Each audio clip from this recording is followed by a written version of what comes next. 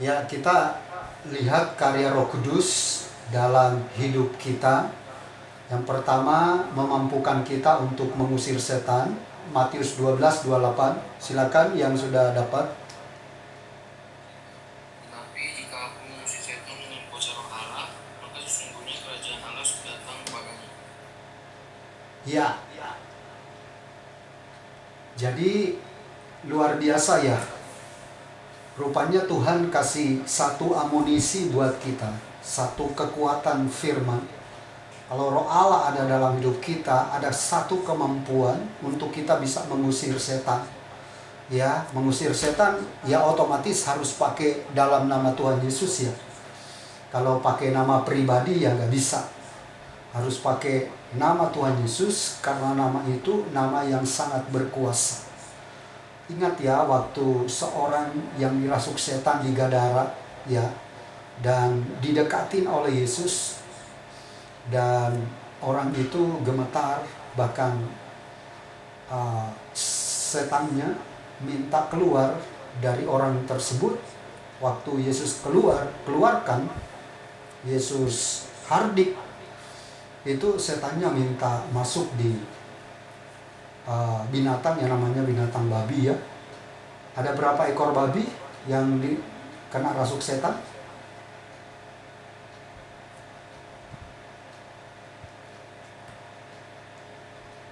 Ada yang tahu?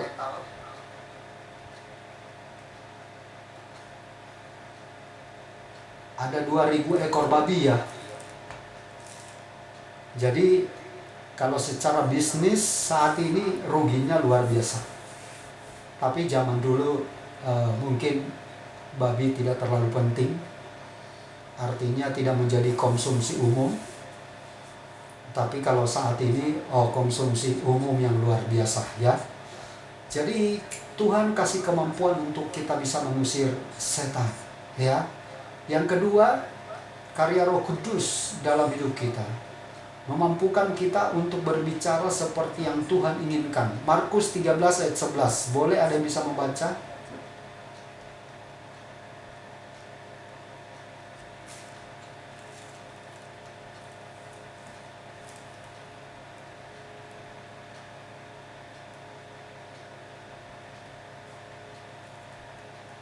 Ayo gantian. Matthew, Vincent. Markus 13 ayat 11. Dan jika kamu digiring dan diserahkan, janganlah kamu khawatir akan apa yang harus kamu katakan. Tapi katakanlah apa yang dikaruniakan kepadamu pada saat itu juga. Sebab bukan kamu yang berkata-kata, melainkan Roh Kudus. Ya, luar biasa ya. Jadi zaman dulu para rasul itu rajin sekali memberitakan Injil.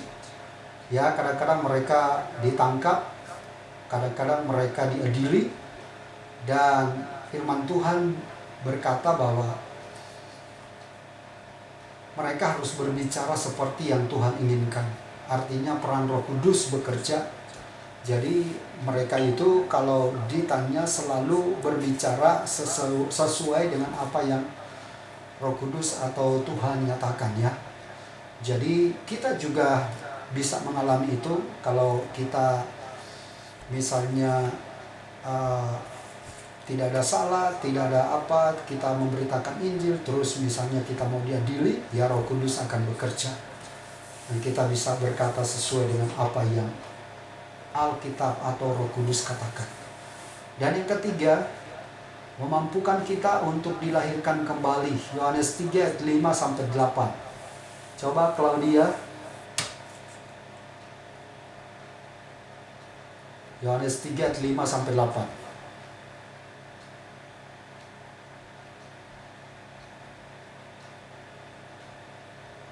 Kalau enggak, Angelica.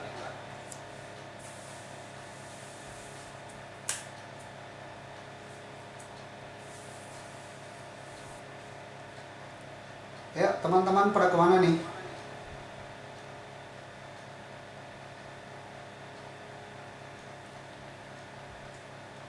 Safira, tolong dibaca.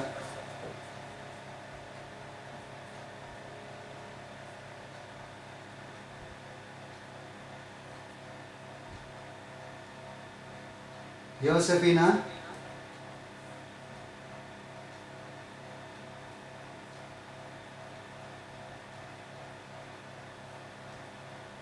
Catherine, Laura. Yohanes 3 ayat 5-8 ya Pak. Ya, Jawab Yesus, aku berkata kepadamu, sesungguhnya jika seorang tidak dilahirkan dari air dan roh, ia tidak dapat masuk dalam kerajaan Allah. Apa yang dilahirkan dari daging adalah daging, dan apa yang dilahirkan dari roh adalah roh. Janganlah engkau heran karena aku berkata kepadamu, kamu harus dilahirkan kembali. Angin bertiup kemana ia mau, dan engkau mendengar bunyinya, tetapi engkau tidak tahu dari mana ia datang atau kemana ia pergi. Demikianlah halnya dengan tiap-tiap orang yang lahir dari roh. ya.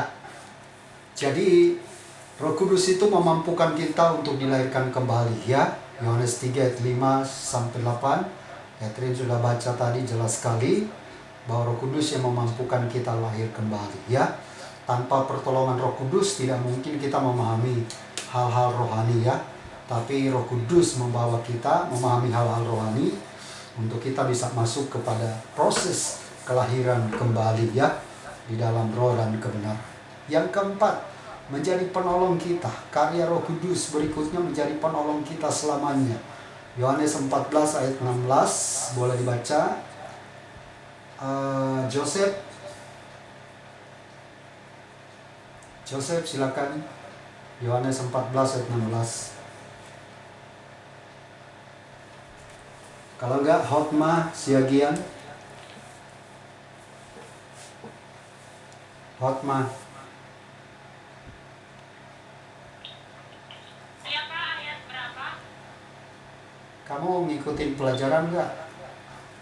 Ikut Pak, tapi saya lagi di jalan. Oh, kenapa lagi di jalan? Mau ke kampus. Yohanes 14 ayat 16. Oh baik Pak, sebentar ya Pak.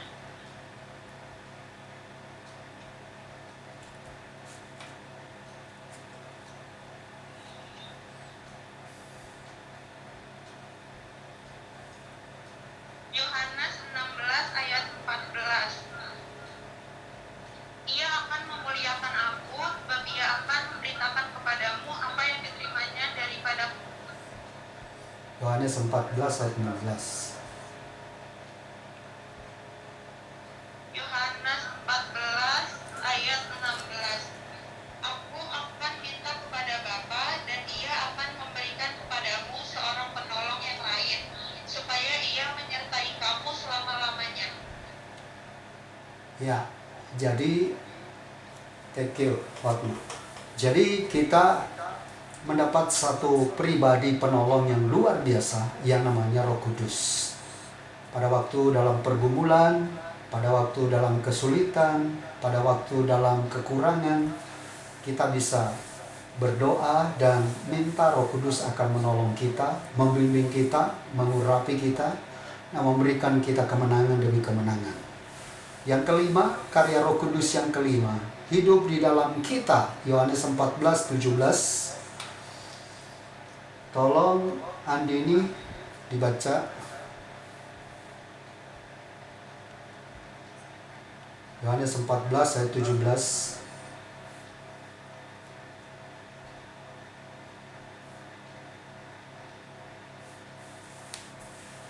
Yohanes 14 ayat 17.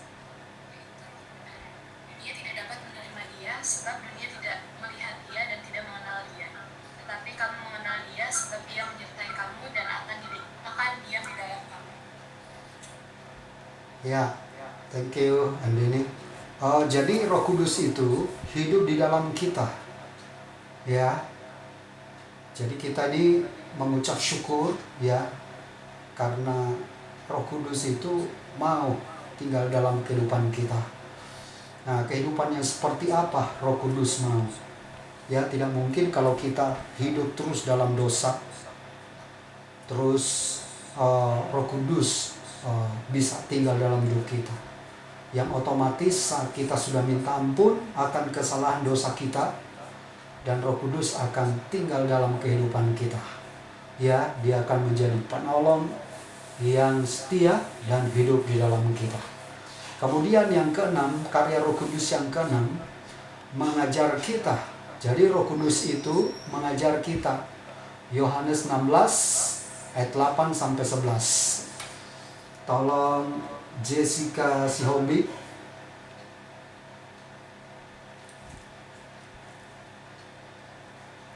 Jessica Sihombi.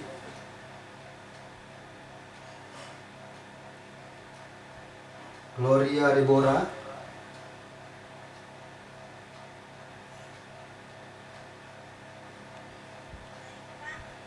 Ayat Yohanes 16 ayat 8 sampai 11 ya. Ya, betul. Bentar.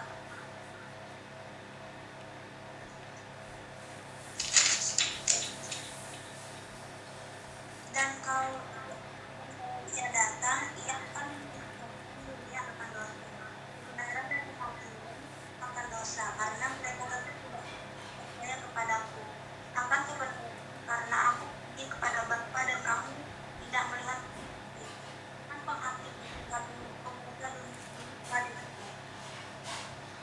Oke. Jadi Roh Kudus itu akan menginsafkan kita. Ya, kalau kita nih jatuh dalam dosa, Roh Kudus ingatkan.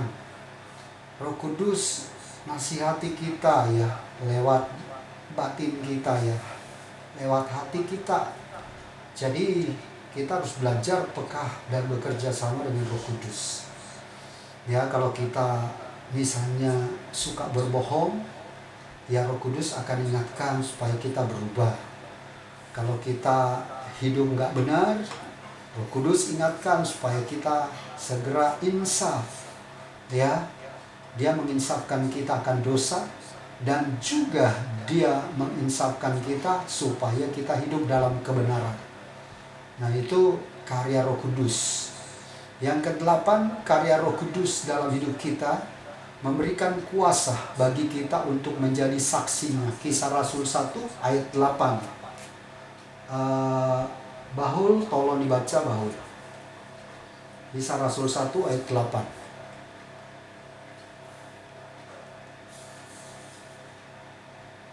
Bahul ada?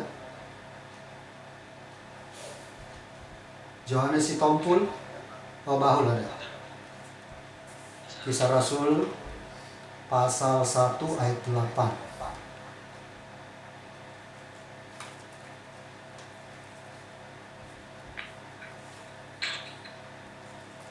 Tapi kamu akan menerima kuasa kalau Roh Kudus turun ke atas kamu, dan kamu akan menjadi saksiku di Yerusalem dan di seluruh Yudea dan Samaria dan sampai ke ujung bumi. Thank you, Bahul. Jadi kita akan menjadi saksi Kristus yang nyata ya. Yang pertama tadi sudah dibaca, kita menjadi saksi di Yerusalem. Ya. Yerusalem itu gambaran apa tuh Yerusalem? Nah, kita dengar para pengkhotbah ya suka memberikan ilustrasi. Yerusalem itu gambaran surga. Kamu menjadi saksiku pertama di Yerusalem. Yerusalem itu gambaran apa? Bukan surga ya. Gambaran keluarga kita ya. Jadi kalau kita bilang kita udah sungguh-sungguh bertobat, percaya Yesus, tapi kelakuannya nggak benar di tengah keluarga, nah kita belum bisa jadi saksi. Ya, jadi saksi itu hidupnya berubah seperti Yesus. Ya, jadi hidupnya mulai kalau dulu kasar, sekarang sudah lemah lembut. Dulu suka bohong, sekarang jujur. Dulu misalnya hidup nggak benar, sekarang sudah hidup benar. Jadi pertama kita harus jadi saksi di Yerusalem. Itu gambaran keluarga kita ya, orang-orang di sekeliling kita. Kemudian setelah Yerusalem, gambarannya kemana? Jadi saksi Yudea. Yudea itu gambaran apa?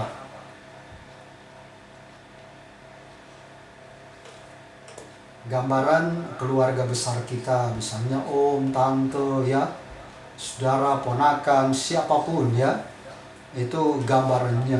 Jadi kita akan menjadi saksi bagi mereka, supaya kalau mereka belum percaya Tuhan Yesus, ya mereka jadi percaya. Nah, kira-kira pertanyaannya, kalau Angelica baru sendiri, misalnya hidupnya ngawur, ya, hidupnya nggak bagus, nggak benar misalnya, kira-kira banyak orang mau percaya nggak sama Angelica? Nggak Pak, nggak bakal ada yang percaya. Kenapa? Karena kan orang pasti melihat dari sikap kita sehari-hari, kayak karakter kita, apa yang kita lakukan, apa yang kita lakuin. Kalau misalnya kita aja nggak ada hal baik yang bisa dicontoh dari kita, ya orang lain juga pasti kan kayak pasti dia kayak nggak, pasti juga pasti nggak kayak apa sih ya, dari dia sendiri juga pasti nggak bakal mau contoh kita gitu. Kalau dalam sikap kita sehari-hari aja nggak ada yang bisa kita apa sih kalau kita jahat gitu. Iya, luar biasa ya. Jadi nggak mungkin ya orang bisa menjadi percaya kalau ya tingkah kita tidak jadi berkat, betul? Jadi kita harus berubah supaya mereka juga bisa melihat ponakan, om, tante, semua, ya. Yang ketiga, menjadi saksi di Samaria, ya. Jadi saksi Kristus di Samaria. Samaria itu gambaran ya orang-orang yang mungkin ada sekeliling kita tapi tidak ada hubungan family. Nah, itu juga bisa menjadi gambaran untuk mereka bisa melihat kita, sehingga satu ketika Tuhan izinkan kita bisa melayani mereka, ya kita akan layani dengan sungguh-sungguh. Jadi ini yang luar biasa. Dan yang terakhir, menjadi saksi sampai mana? Ujung bumi. Bumi itu ada ujungnya enggak? Ya, bumi itu sebenarnya kalau kita belajar geografi, bumi itu bulat ya. Tapi firman Allah kok ngajarin sampai ujung bumi.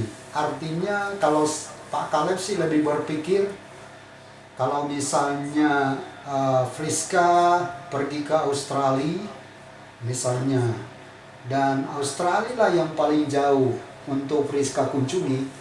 Nah, menurut Pak Kaleb itu sebagai ujung bumi buat Friska, dan Friska juga bisa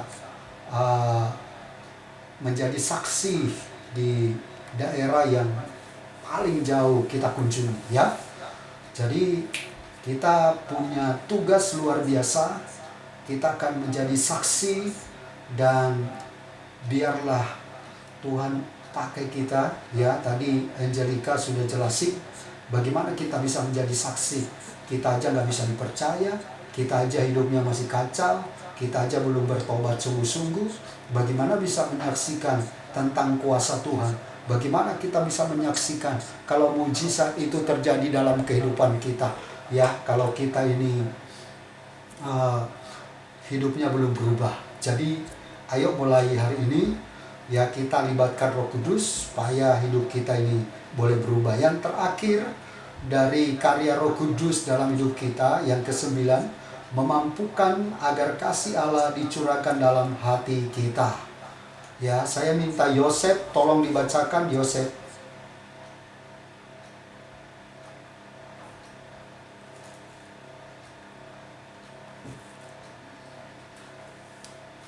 Yosef.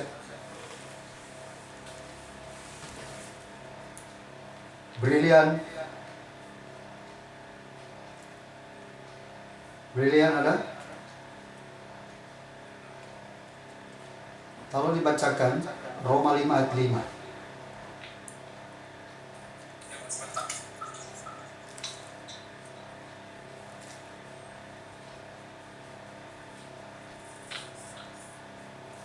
Roma 5 ayat 5.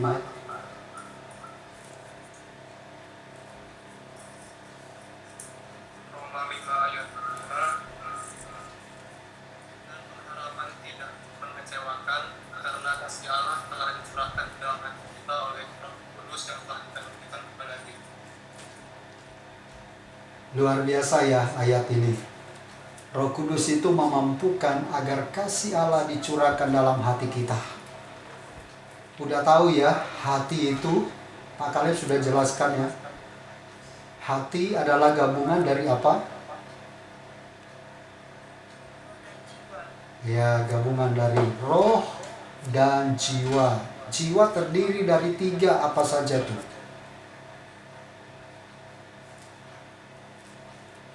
Dari pikiran, perasaan, kehendak atau keinginan. Ya. Thank you, Angelica. Pikiran itu pikiran, perasaan, dan kemauan atau kehendak. Itu adalah pembagian dari jiwa. Jadi jiwa manusia itu terdiri dari pikiran, perasaan, kemauan atau kehendak ya. Nah, kasih Allah itu dicurahkan dalam hati kita, yaitu gabungan dari roh dan jiwa. Jadi luar biasa ya. Makanya kita bangga banget kita bisa mengenal Allah dalam Yesus Kristus, dan janjinya itu menjadi milik setiap kita. Nah, itu adalah karya Roh Kudus dalam hidup kita. Jadi teman-teman boleh belajar lagi ya, kalau belum terlalu paham dilihat lagi ayatnya. Tapi sebenarnya karya Roh Kudus ini ya luar biasa. Sudah poin-poin yang ada sebenarnya kita sudah alami ya. Dan mungkin ada beberapa yang perlu kita pahami lebih dalam lagi. Ya, demikian untuk karya Roh Kudus dalam kehidupan kita, supaya menjadi ya kekuatan bagi kita dan kita bisa berjalan dalam tuntunan Roh Kudus. Tuhan Yesus memberkati.